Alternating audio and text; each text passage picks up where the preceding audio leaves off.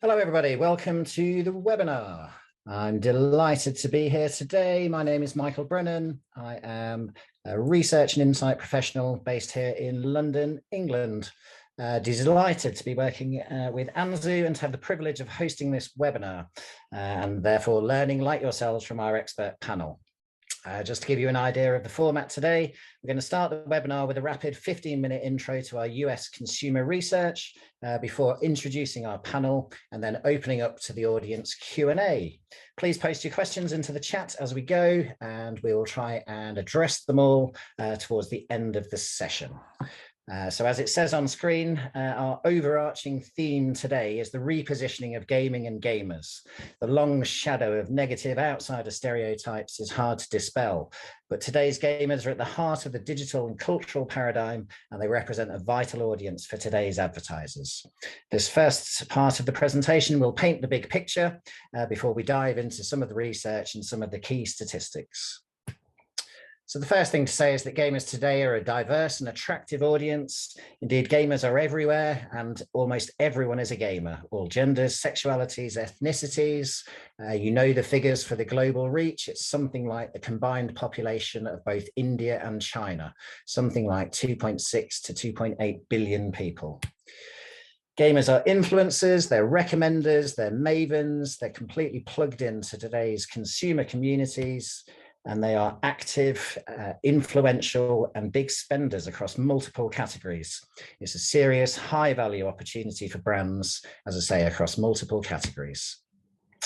And gaming serves important purposes today. It's a powerful source of identity for many people, as we can see in the data. And throughout the pandemic, especially through lockdowns, it provided escape, distraction, solace, and comfort for millions and indeed billions of people across the globe.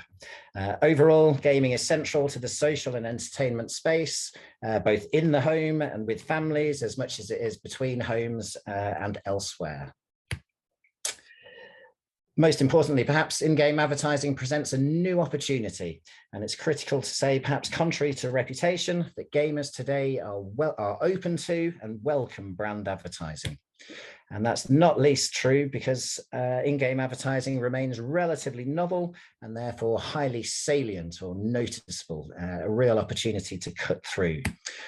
While in-game advertising enhances the perceived relevance of brands today. Just the sheer presence within the gaming ecosystem reflects incredibly well on brands. In terms of the cut through that in-game advertising delivers, incredible reach across audience, and the relevance is unrivaled in terms of the importance of gaming to so many people's lives today. As you know, gaming is the ultimate lean forward medium, no distractions, really high engagement. And the opportunity is there, as we say, for native brand advertising to really cut through based on its current sort of novelty and therefore indisputed sort of impact. So that's the big picture story. And now, as a result of our US research, we have the data to back that up. So first up, just thinking about this idea of gamers as savvy and influential across multiple categories.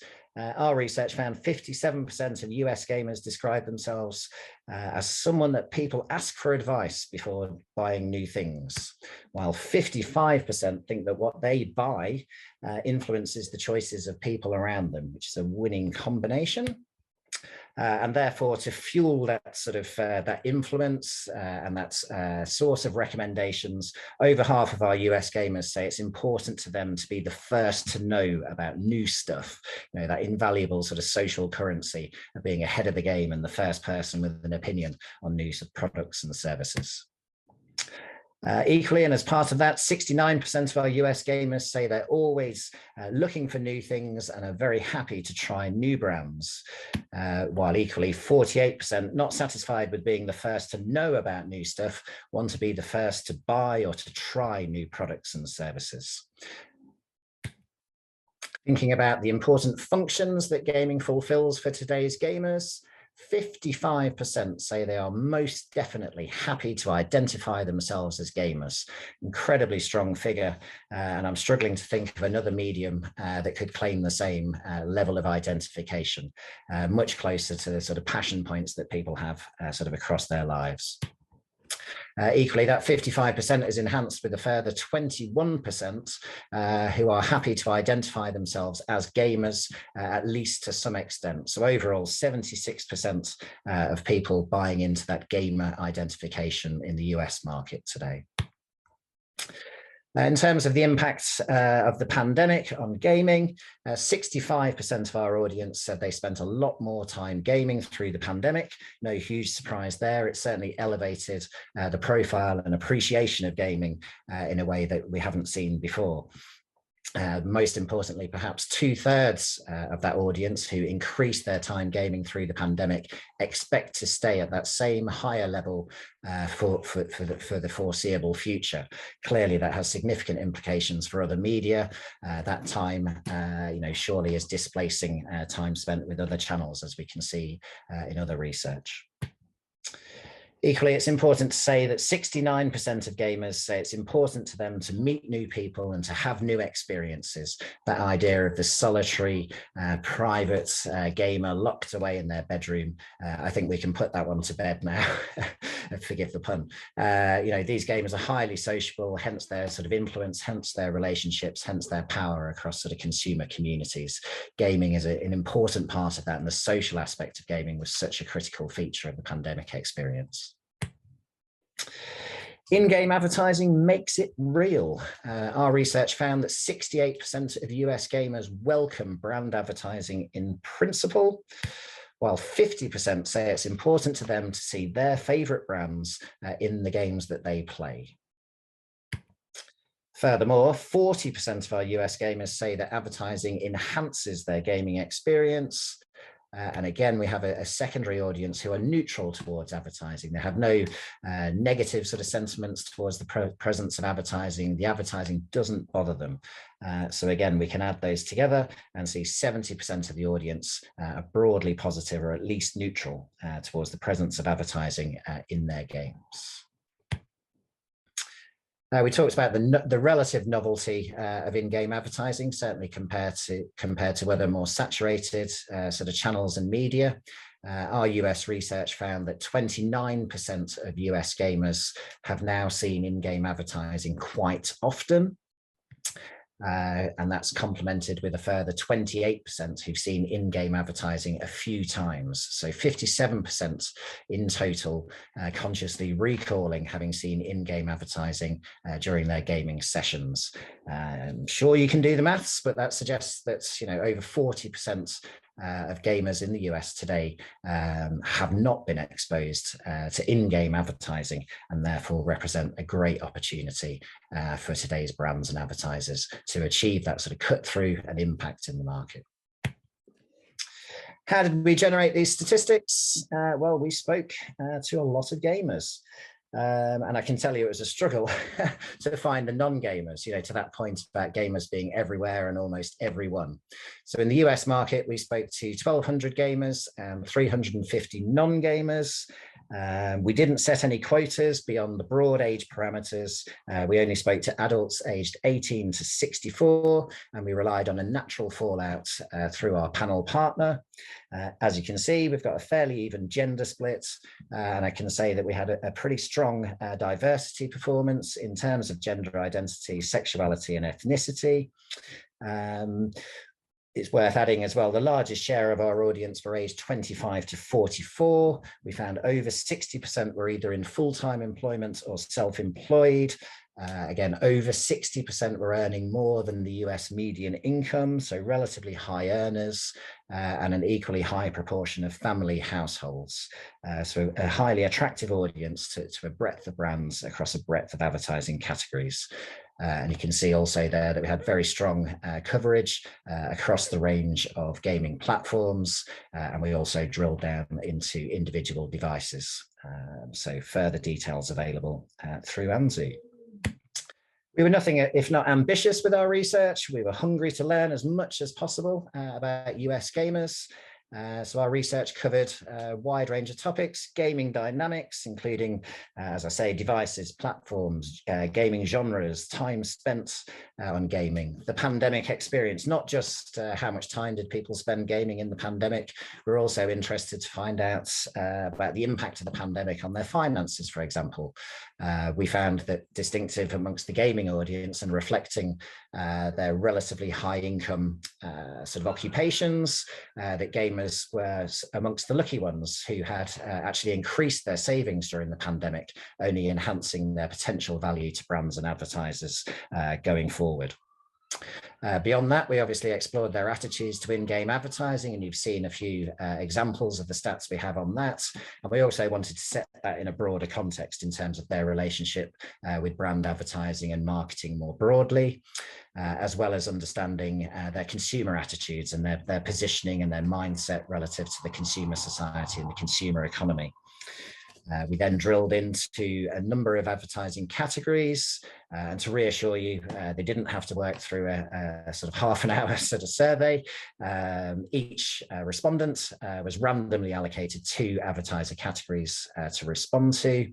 Those categories include finance, FMCG and groceries, entertainment, consumer technologies, fashion, personal care and home care, and automotive. So, you know, we've got a flavour of their relationships and their behaviours across a number of categories, and then we combined all of that with some detailed socio-demographic sort of profiling, as I say, including the makeup of their household, their personal incomes, their professional status, their gender, their sexuality, their ethnicity. So you can see that, you know, cutting and slicing across all of that content gives us, you know, tremendous insights really into the US audience. Overall, we've identified a host of different interests and priorities and demographics across the US gaming population, everything from car drivers, tech fans, financial planners. We explored the recommenders, the influencers, the mavens. We looked at parental sort of behaviors. We had, you know, professional people, personal optimizers, fashionistas, and socializers. So, you know, real diverse audience of US gamers. And of course, the diversity of the audience is only matched by the diversity of the gaming medium. And our research hopefully helps you to understand how these two combine. You know, what's the relationship between different audiences and different gaming genres, for example, or the use of different devices amongst different audiences. Who are the mobile-only gamers amongst the population? And importantly, we included questions around what genres US gamers thought were best suited to what types of advertiser, which gives us a very useful sort of steer from the consumer perspective as to what are the most appropriate sort of opportunities for different types of brands. So just to finish up your whistle-stop sort of intro to the research, and if you haven't already, please do you know, download and have a look at the full report, which is available. 44% of our respondents said relevance is the golden rule for brand advertisers. We gave them a selection of options and asked them which one was the golden rule that they would like to share with any brands interested in advertising in the medium. And loud and clear, the message is always make your advertising as relevant as possible. Equally, we asked them what makes a brand stand out to them today, and 23% said in-game advertising. If we put that into context, only 27% said the same of advertising and marketing at large. So in-game advertising already making a real difference to brands and giving them a real advantage in terms of cutting through.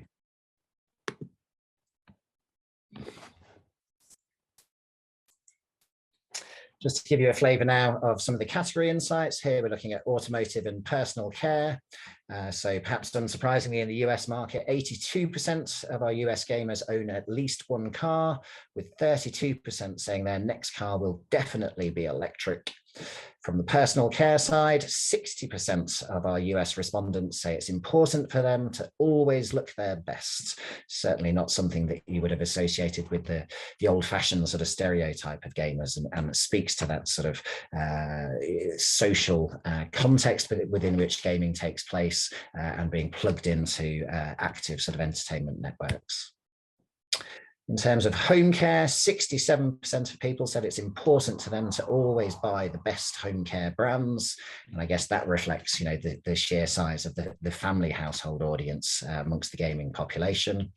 And then looking at our FMCG and grocery category, 39% of our respondents prefer to buy their groceries online, with a small percentage already preferring to buy their groceries on demand, as well as the in-store option.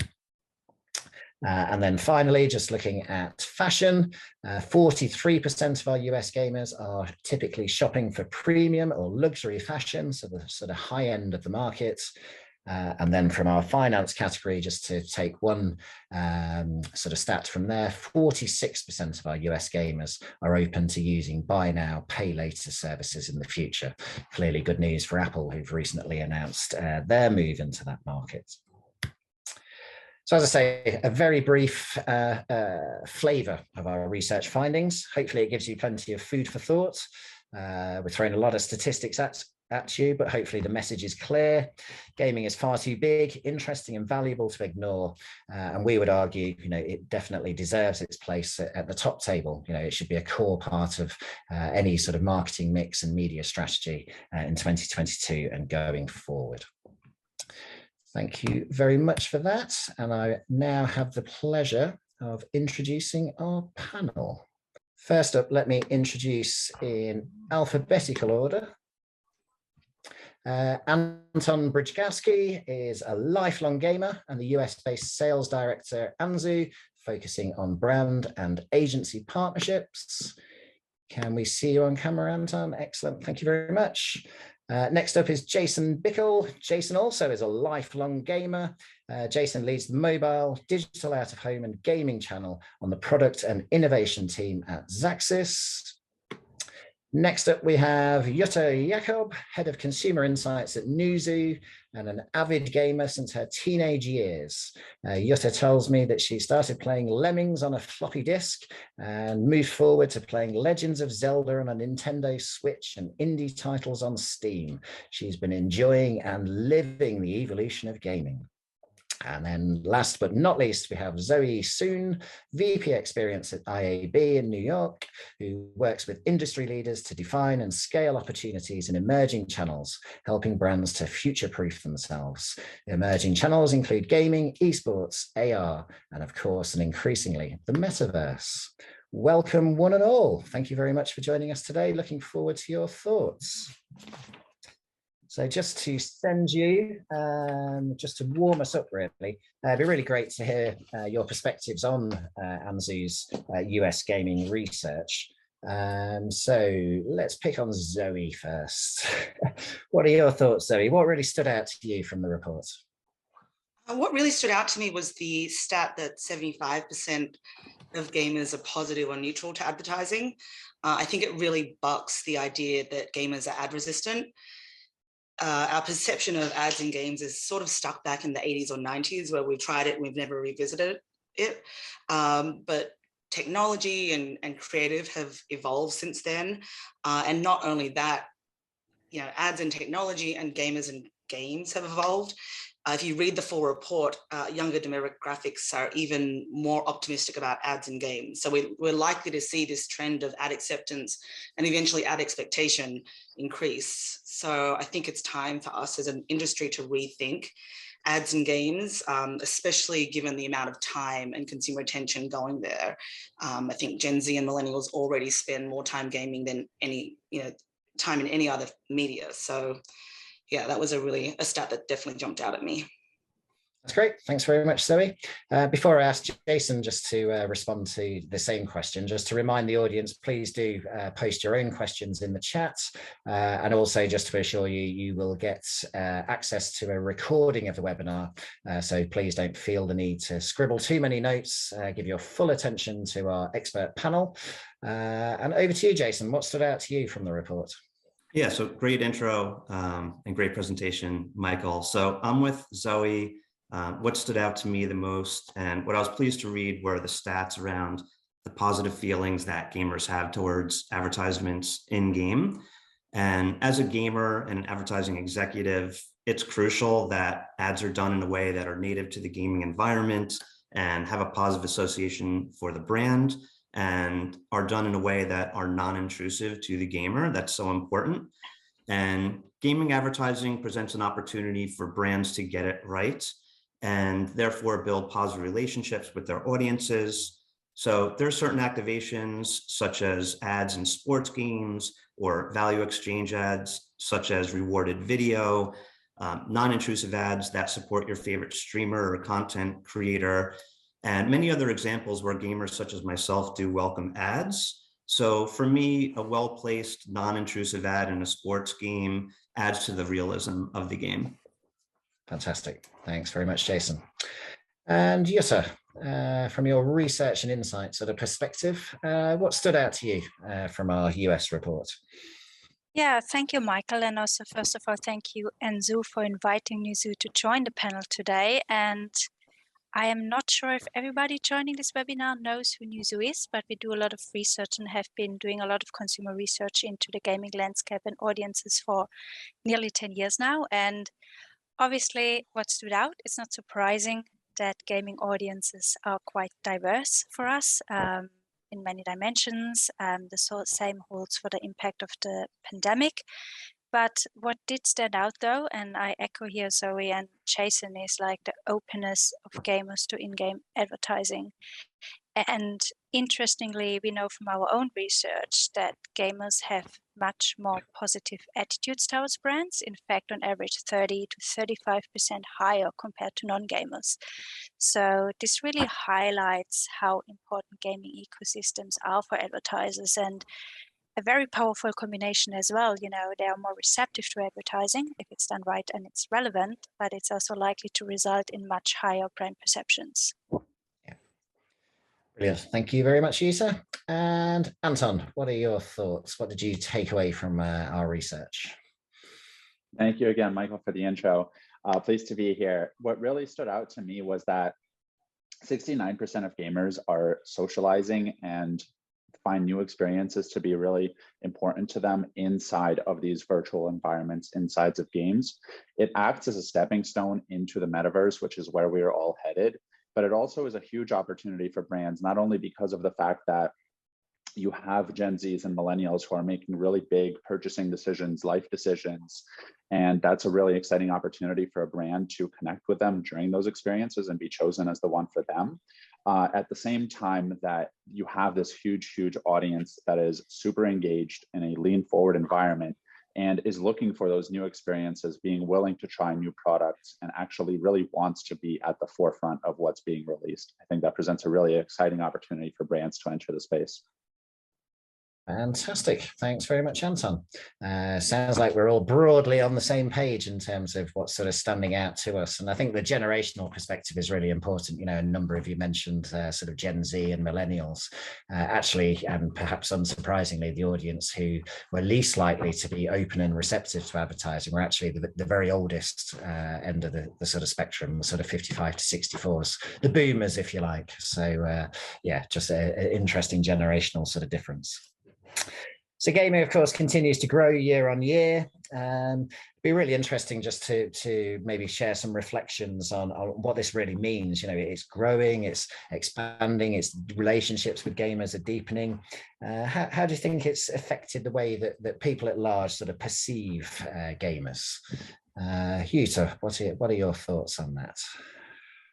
Yeah, great question. So, and you mentioned that fact earlier, but you know, in 2023, we'll have nearly 3 billion gamers in the world, nearly 200 million in the US. And When it comes to the perception of gamers, I'm sure stereotypes still exist, but I guess it really depends on who you ask.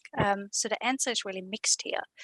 Some people, and I think even a lot of advertisers, rather still look at gamers as the white, young male isolated in his room, but we all know this could be further from the truth. So in the US, 1 in 5 gamers is older than 50 years old, nearly half of gamers are females, and they are very diverse in many other aspects too.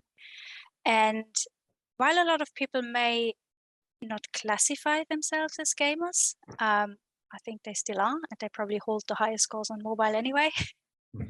But especially when you look at younger generations, people that have experienced video games and game culture their entire lives, I would argue stereotypes are hardly non-existent.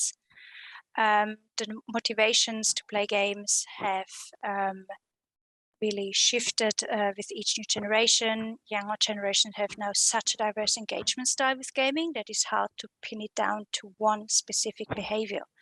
And it goes so much more beyond playing, viewing video game content, esports, being active in gaming communities, socializing in game worlds is all part of the fun. And it's not a pastime anymore. It's even becoming a lifestyle for certain types of people. And our latest research actually revealed that younger generations, so Gen Alpha and Gen Z, they spend much more time on gaming than on any other form of entertainment, like much more time than on social media, more time on than watching video on demand or on Netflix. So gaming platforms and ecosystems should be really part of the brand marketing mix and advertising strategy if you want to cut through as a brand. That's brilliant, Isa. Yeah, and I think it reinforces that point that time spent gaming, it has to come from somewhere. Time isn't infinite. Despite our incredible ability to combine media and layer media on top of each other, gaming doesn't really allow people to do that. So that time has to come from other channels and other media. And of course, industry data suggests time spent on social media in aggregate is actually in decline across many audiences. Has anyone else got any thoughts on that? How perceptions of gamers are changing? Yeah, I mean, Michael, sorry, go ahead. I was going to say, I think the metaverse has sort of given, all the hype about the metaverse has sort of given gaming and gamers a makeover, an image makeover in the media. We're going to see gaming threaded through our digital interactions and as sort of like a language or a lexicon. So I think eventually it's going to become as strange to say gamers as it is to say mobile phone users. Like it's just going to become part of our everyday interactions. Sorry, go ahead, Anton. Yeah, thank you. I think you hit the nail on the head there. And the only thing that I would add to that is I think one of the great things about gaming is that being in this kind of unified virtual space opens up the opportunity for gaming to be really accepting and really inclusive. And much like Zoe said, to be that kind of connecting tissue between just everybody in general that is a gamer and welcoming new people into that community as well during a time that globally there's so much out there to tear us apart. Yeah, really good point. Really good point, Anton. Thank you. And Jason, I guess turning to you to kind of shift the lens, if you like. So talking about sort of broad perceptions of gamers and how that's sort of evolving with the gaming population. But how does that translate into sort of advertiser behaviors and expectations of the medium? Is this starting to change the ad industry, do you think? Yeah, so the stats that you covered and Yuta covered, gaming today reaches across all demographics, and the stats around gaming are just mind-blowing. You have $177 billion in global gaming revenue last year. The US is one of the biggest gaming audiences in the world, Michael, as you pointed out.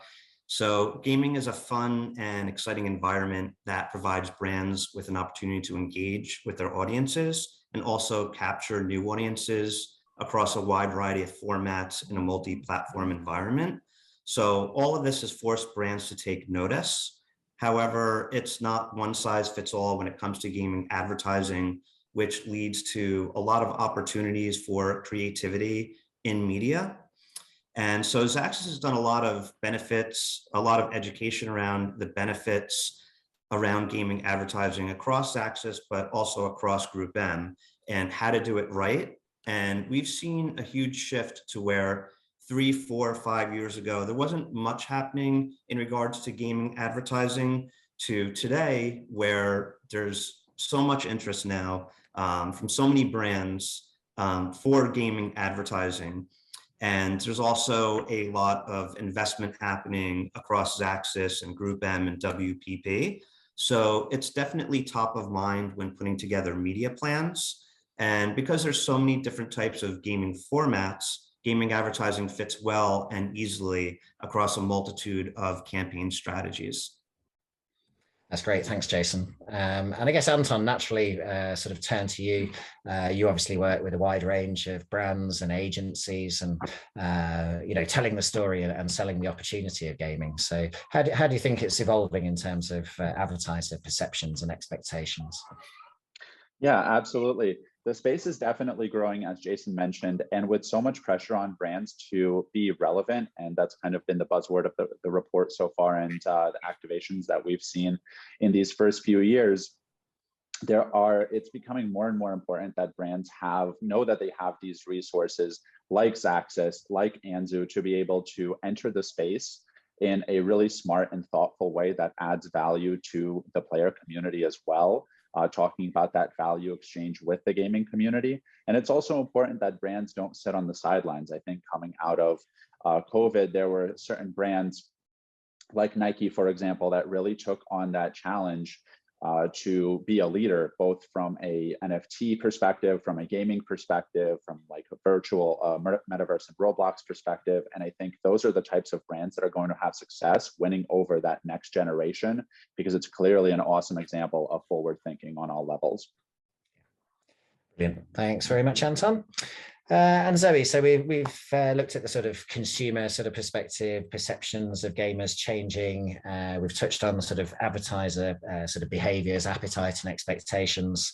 What do things look like from the trade body, from the industry sort of perspective, as you see it from the IAB? I think it's important for us to kind of get ahead of, we're already sort of behind this consumer trend. We as an industry are catching up. So in 2020, we launched the Games and Esports Board, which Itamar from Anzu sits on.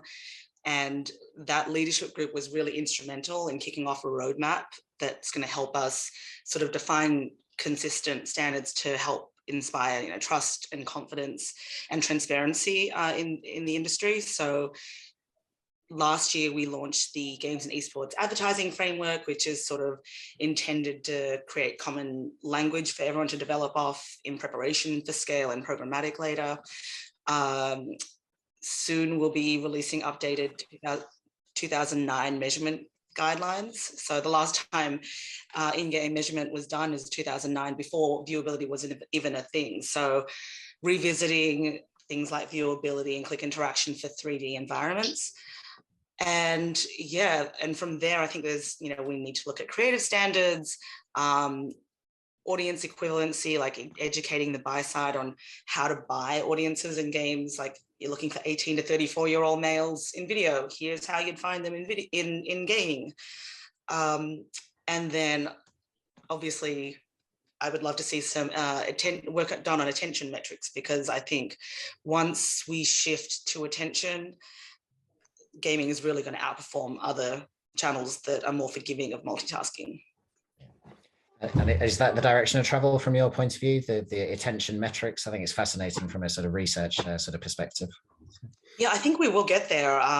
Right now, attention, we don't really know how to measure it, but we're measuring lots of proxies that sort of indicate that attention was paid. So similar to how we develop viewability for impressions, like was it ad not just served but seen, we will see attention metrics measure was an ad not just active on screen but actually paid attention to. So I think that is definitely where we'll be going. Yeah, brilliant. Thank you very much, Zoe. And I'm turning to you now, Yuta, just thinking about the impact of the pandemic. I mean, I think it has indisputably raised the profile of gaming, the appreciation of gaming, big effect on the market. What are your thoughts, and as to how US gamers have evolved and how they look today? I know you've talked a little bit about the sort of diversity of the audience, but maybe picking up on that sort of line of thought. Yeah, so obviously the pandemic had a big effect on gaming. People had much more time available than before, which also meant that a lot of people returned to gaming, discovered it as a new pastime, or just simply played more.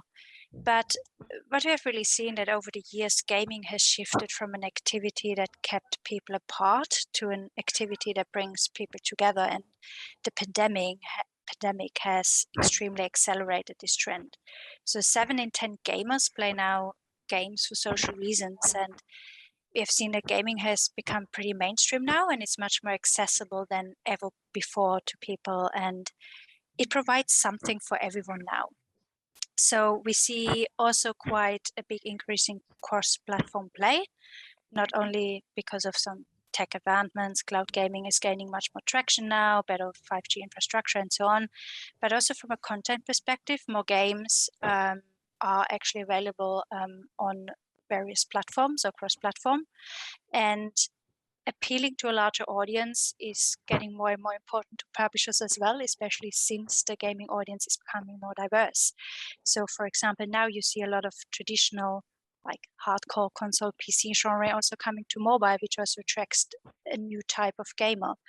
And I think on the flip side, this also shows that through games and gaming ecosystems as a brand, you can actually access very easily a really diverse, engaged audience. So I think for brands, it's extremely important to understand what type of gaming audience suit their brand, but also their brand values and their demographics to then match that to the best ecosystem or games. Brilliant. Thank you very much. And turning back to you, Jason, in terms of, we've got this wonderful picture of the diversity of the audience, the range of opportunities sort of in there. So yeah, tell us a bit more about the opportunities it presents for advertisers, but also I think really interesting, are some brands, naturally or better suited to gaming than others, or is it something for every brand? And I guess, how do brands know which games their audiences are playing? We're presented with this incredible ecosystem, these mind-boggling stats, as you talked about. How do they cut through? I've thrown a few questions at you there. Yeah, so great questions. Gaming exists across a wide variety of formats and experiences. So to answer your question, there is something for every brand. And at Xaxis, we've developed Xaxis Gaming Solutions, which is a suite of digital products and solutions that can work together to fit a brand's full funnel marketing strategy. So we have everything from in-game advertising to rewarded video to running display and video media across the top most trusted publishers in the US. Also, we do brand-sponsored mini games through Xaxis Creative Studios. And so, yeah, we've also done, we've put together a gaming marketplace. It's a programmatic gaming marketplace where that sits within Xaxis Gaming Solutions, and it provides our traders with easy access to premium gaming inventory across any gaming campaign using standard IAB ad sizes. And this makes it very easy for our traders to execute and run programmatically. And so I'm a gaming lead at Xaxis, but I'm also one of the gaming leads across Group M as well. So I work on the programmatic side and on the non-programmatic side. So within Group M, there's lots of other like non-programmatic gaming activations, such as customized in-game solutions, social influencer marketing, things like that. So there are so many opportunities available for brands that are suited for pretty much any brand. Great, thanks very much, Jason. And I'm looking at you now, Anton, and just really expanding on that sort of point, this idea that US gamers are happy to see ads in games. It feels quite sort of radical, quite sort of counterintuitive. You don't hear many TV watchers saying they're delighted if they extended the advertising break, etc.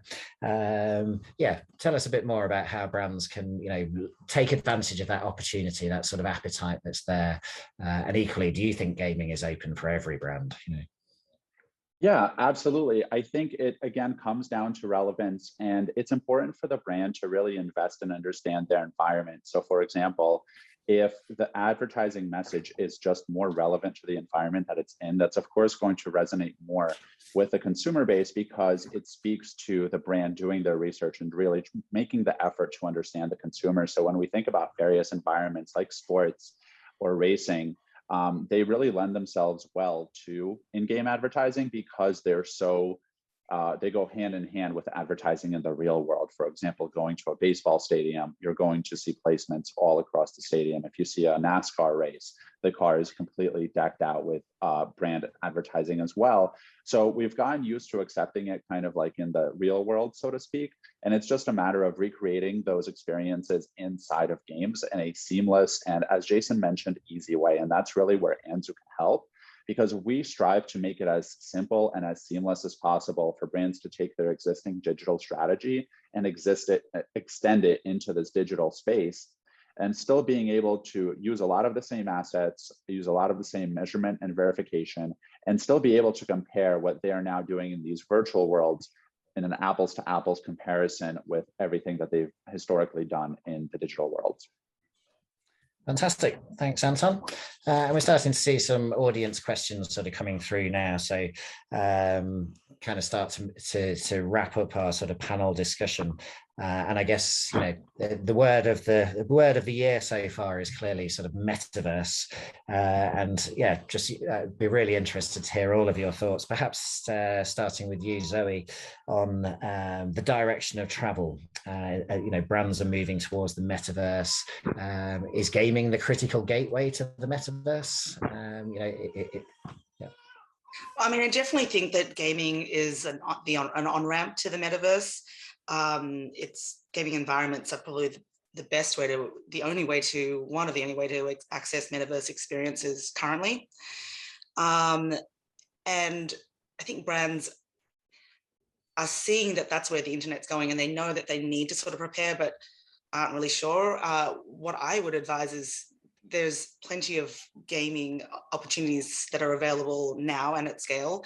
So start experimenting, start learning your voice in this space before sort of jumping too far in the future. I think that's a great way to get prepared for what's coming.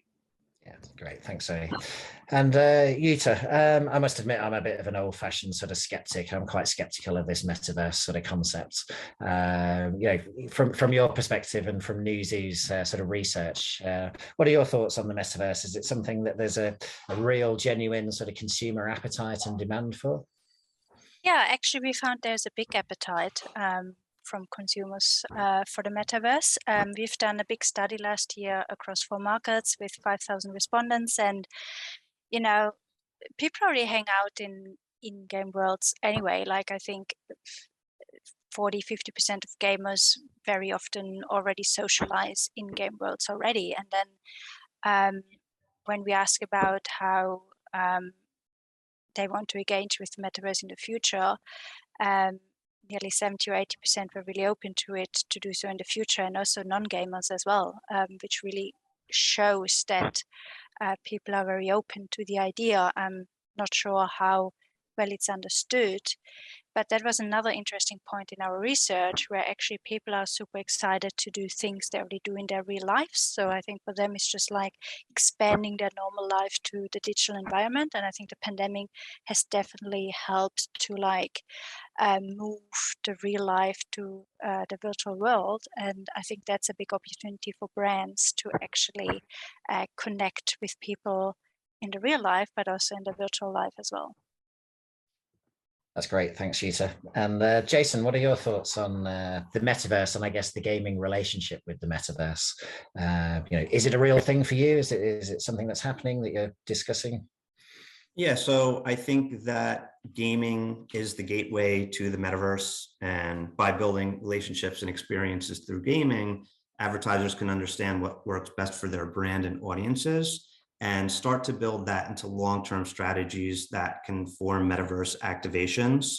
So the metaverse, I think it's in its infancy stages, but it's evolving rapidly. And some brands are taking innovative and creative approaches, but it's not without risk. So it's important for brands to work with their agency partners and their gaming expert partners to develop a strategy that is both brand suitable and authentic to the audience. And yeah, so Anton touched upon this. Gaming is an immersive experience, and if something doesn't fit in the environment, it really stands out. So again, it's so important for brands to consider the space and the audience and experience as what is expected and embraced by gamers and gaming audiences varies by format and platform. So so brands need to start understanding their audience and finding formats and experiences that best align to their audience, their goals, and their suitability.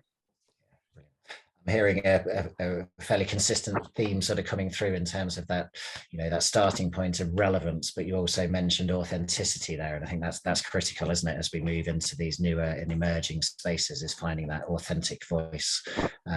Anton, have you got anything to add on the metaverse? Are you a big fan?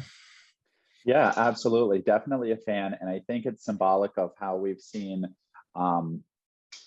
stores and brands in the past couple of years really shift their brick and mortar locations to be more experiential based, to really create that connection with their consumers while they're in the store, and not simply make it transactional where you're just selling them product, but you're making it a memorable experience. And especially we see this with kids brands as well, toy stores, that type of thing. And so that's definitely something that brands want to recreate in the metaverse and in these virtual spaces, but it can be tough to hit a home run in this brand new, very quickly evolving space from the very get-go. And that's where products like Anzu are able to help kind of facilitate that on-ramp experience, to begin starting with gaming, because metaverse is still a game at its core, to start with just in-game advertising as a test, as a experience where you can experiment with in-game advertising, but also with telling a story of how do we make this successful? How do we connect with our consumers in this space? And how do we ensure that we understand that this new space that we're playing in? Thanks, Anton. I'm going to move forward now onto the audience questions, much as I would like to talk to Zoe about measurement implications of the metaverse. The first question we actually got was just whether we've got any plans to conduct research in other markets. Pleased to say that we did a pair of studies. We covered the UK market and the US market for this particular project. And yes, we are seeing significant demand from other markets to provide something similar. So watch this space in terms of other markets. The next question I have is around I guess violence in video games. It's a subject that's hard to sort of avoid, and it's an important one to address. The question is whether advertisers are concerned about gamers sharing video or screenshots where their brand could be seen in a different and presumably negative sort of light. And the suggestion, Anton, is that you can probably speak to this. So please go ahead. Yes, absolutely. And at face value, it's definitely a concern. It's one of the bigger concerns that we see across our entire advertising industry, and that certainly extends to gaming as well. However, what I think is really interesting is, having worked with a variety of brands over the past year or so at Anzu, there's definitely a spectrum on which this lies, and it's the brands that have been in the gaming space since very early on. And before kind of like this metaverse boom that we think about as maybe potentially being almost endemic to the gaming space, those are the ones that are realizing the opportunity of, okay, now the rest of these brands are getting into gaming, but there's still this kind of action and shooter category that's by far the most popular category across all age bands and most played.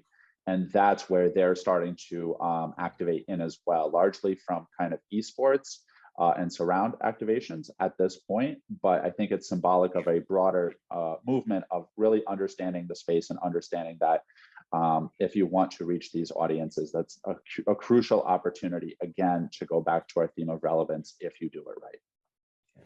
Brilliant. Jason. I was going to add on to that.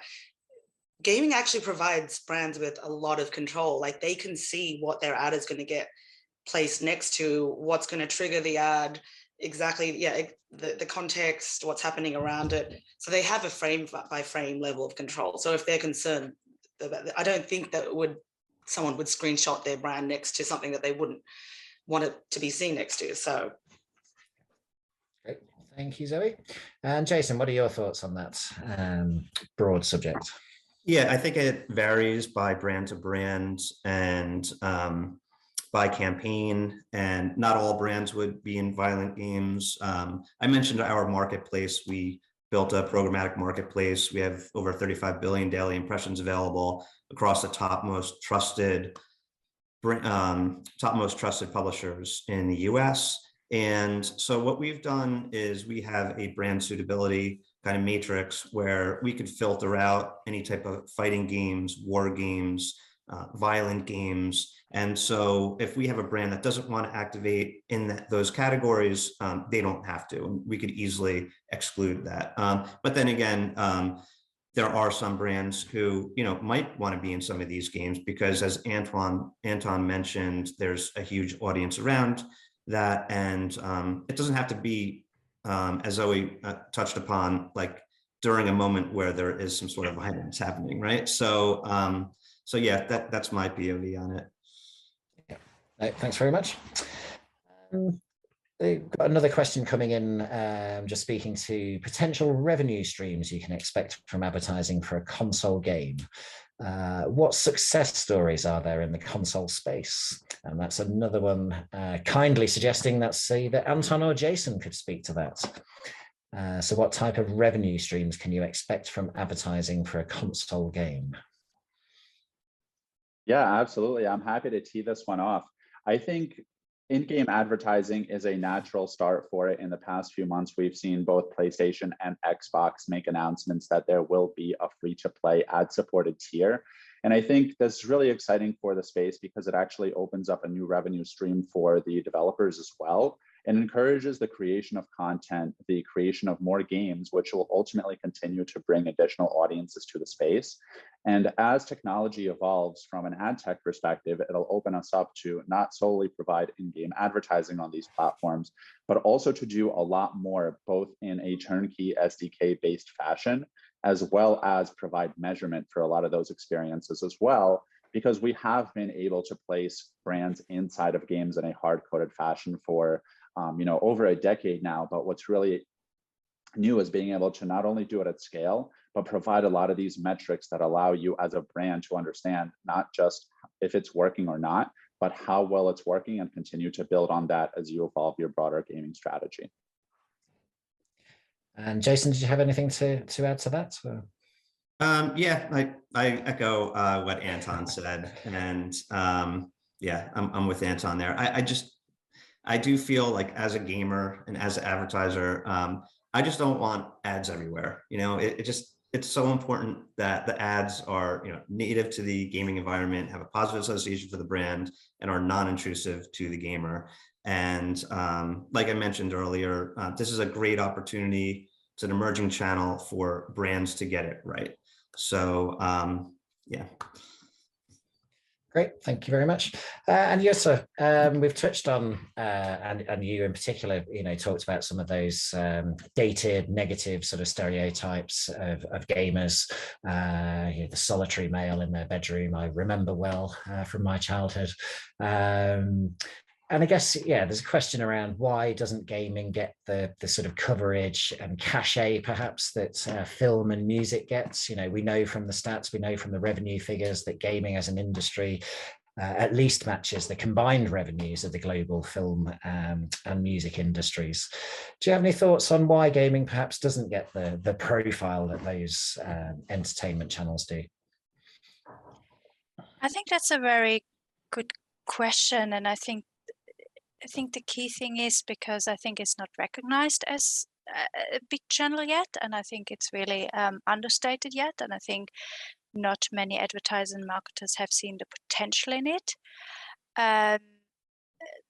But then also I think because the perception is still, oh, I'm not a gamer, but I play Candy Crush every morning. Yes, you are a gamer. I think it's kind of like the perception. Yes, everyone has been watching movies and TV shows for like decades, but I think I think it needs to be a bit more integrated or like more talked about, even among the more mainstream people. And I think it probably still needs a bit of time that more people identify themselves as a gamer, that it becomes more of a pastime, hobby, lifestyle, as TV and movies are these days, I think. Yeah, brilliant. Yeah, I was thinking about the relationship there. You know, those stereotypes of the audience may have started to shift, but almost there's the stereotypes then around the type of games that people are playing. You know, I think there's a lack of appreciation of the sheer breadth of the medium, the variety of simulation, role-playing games. You know, beyond sports, beyond shooters, etc., etc. Yeah, for sure. We are very much out of time. I would like to thank you all very much for your contributions and for joining us today. I would like to thank our audience for their time and for their inputs. And on behalf of Anzu, wish you all a very good rest of the day. And yeah, thanks again for joining. Cheers. Thanks a lot. Bye-bye. Thanks, everyone. Thank you. Thanks. Bye.